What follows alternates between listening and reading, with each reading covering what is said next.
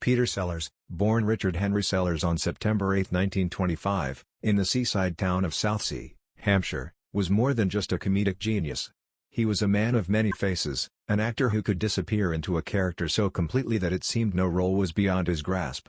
Yet, behind the masks, the accents, and the seemingly effortless humor lay a deeply troubled soul, tormented by insecurity, and a perpetual sense of unfulfillment. Sellers' life, like his most famous characters, was a mix of comedy and tragedy, with the lines between performance and reality often blurred. Peter Sellers was born into a show business family. His parents, Bill and Agnes Sellers, were variety performers who traveled across the country, entertaining audiences in the golden age of British music hall.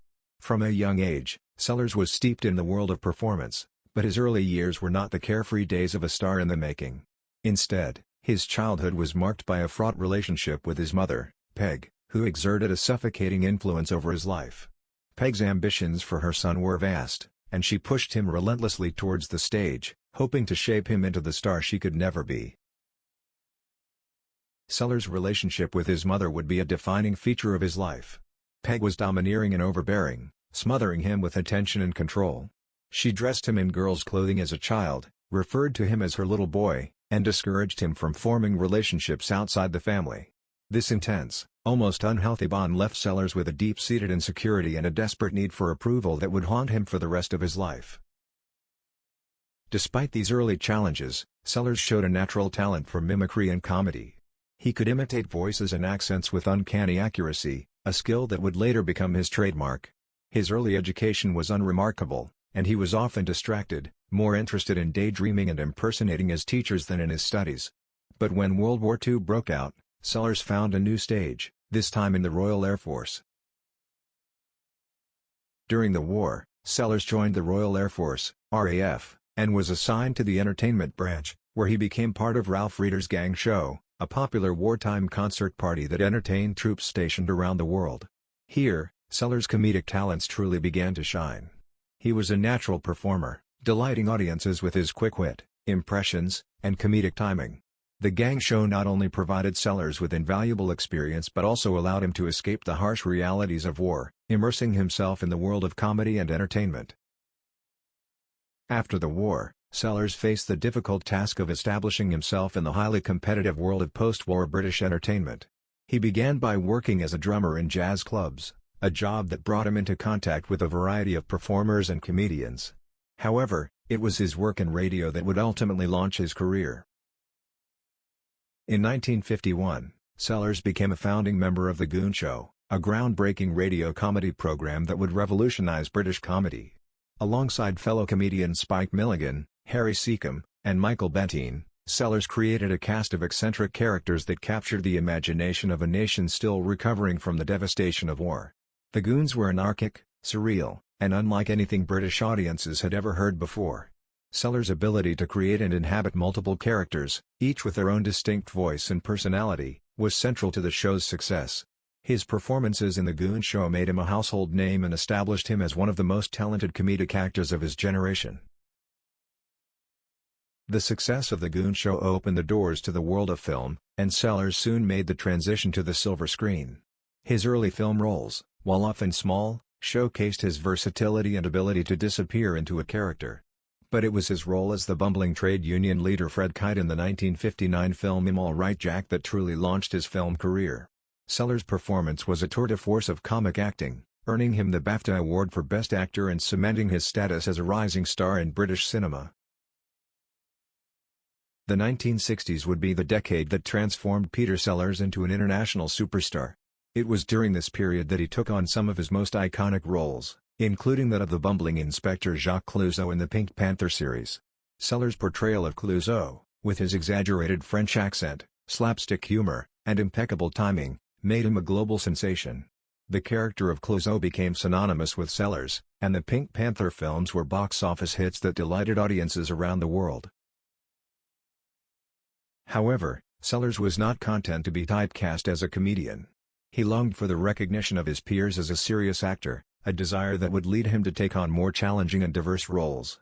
This ambition was realized in 1964, when he was cast in Stanley Kubrick's darkly satirical masterpiece Dr. Strangelove, or, How I Learned to Stop Worrying and Love the Bomb. In the film, Sellers played not one, but three distinct roles: the bumbling British officer group captain Lionel Mandrake, the ineffectual U.S. President Merkin Muffley, and the deranged ex-Nazi scientist Dr. Strangelove. Each performance was a masterclass in character acting, showcasing Sellers' extraordinary range and cementing his reputation as one of cinema's greatest talents. Despite his success, Sellers' personal life was a far cry from the comedic characters he portrayed on screen. He was a deeply troubled individual, plagued by insecurities, a fragile ego, and an obsessive need for approval. These traits often made him difficult to work with, and he developed a reputation in the industry as being temperamental and unpredictable. Directors and co-stars frequently found themselves at the mercy of his volatile moods, and many relationships were strained or shattered as a result. Sellers' insecurity was rooted in his upbringing and his complicated relationship with his mother, Peg.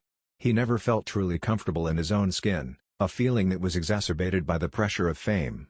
Sellers often spoke of feeling empty and disconnected, as if he had no real identity of his own.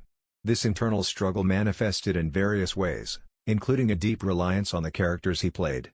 In interviews, Sellers would frequently talk about his characters as if they were real people, sometimes even adopting their mannerisms and speech patterns in everyday life.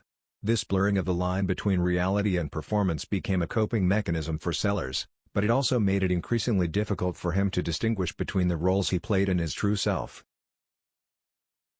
Sellers' relationships were another source of turmoil in his life. He was married 4 times, with each marriage ending in divorce. His first marriage, to Anne Howe, produced 2 children but was marked by Sellers' constant infidelity and emotional distance. They divorced in 1961 after 11 years of marriage. His second marriage, to Swedish actress Britt Ekland, was perhaps the most turbulent. Sellers was immediately infatuated with Ekland, and the couple married just 10 days after meeting. However, Sellers' jealousy and possessiveness quickly soured the relationship. He would often accuse Ekland of infidelity and subjected her to emotional and verbal abuse. The marriage ended in divorce in 1968, with Ekland later describing her time with Sellers as a living nightmare. Sellers' third marriage, to Miranda Corey, was similarly doomed. The couple married in 1970, but the relationship was fraught with tension and discord from the start. Sellers' erratic behavior and mood swings made it difficult for Corey to cope, and they divorced in 1974. His fourth and final marriage was to Lynn Frederick, a woman 30 years his junior. Sellers was reportedly besotted with Frederick, but their marriage was also marred by Sellers' controlling and abusive tendencies. They divorced shortly before Sellers' death, with Frederick later saying that she had never felt truly loved by him.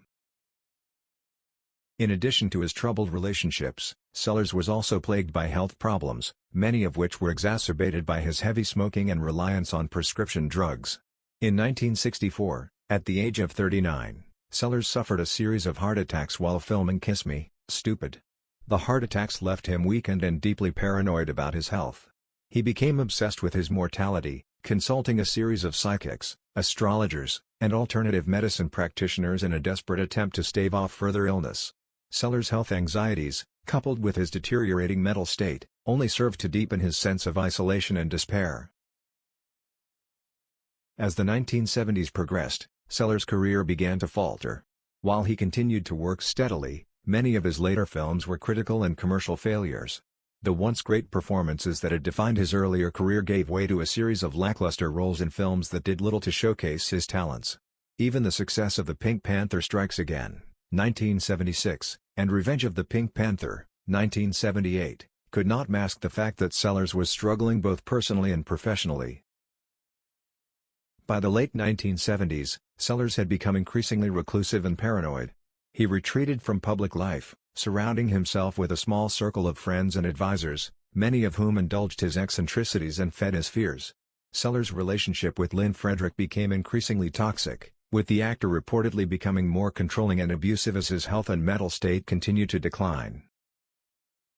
In 1980, Sellers was offered a role in Blake Edwards' Trail of the Pink Panther, a film that was intended to revive the Pink Panther franchise. However, Sellers' health had deteriorated to the point where he was unable to complete the film. Edwards was forced to piece together the movie using outtakes and unused footage from previous Pink Panther films, resulting in a disjointed and poorly received final product. The film, released posthumously in 1982, was a sad reminder of the once brilliant career that had been derailed by illness and personal demons. On July 22, 1980, Peter Sellers suffered a massive heart attack at the Dorchester Hotel in London. He was rushed to Middlesex Hospital, but despite the best efforts of doctors, Sellers died the following day, just weeks before his 55th birthday.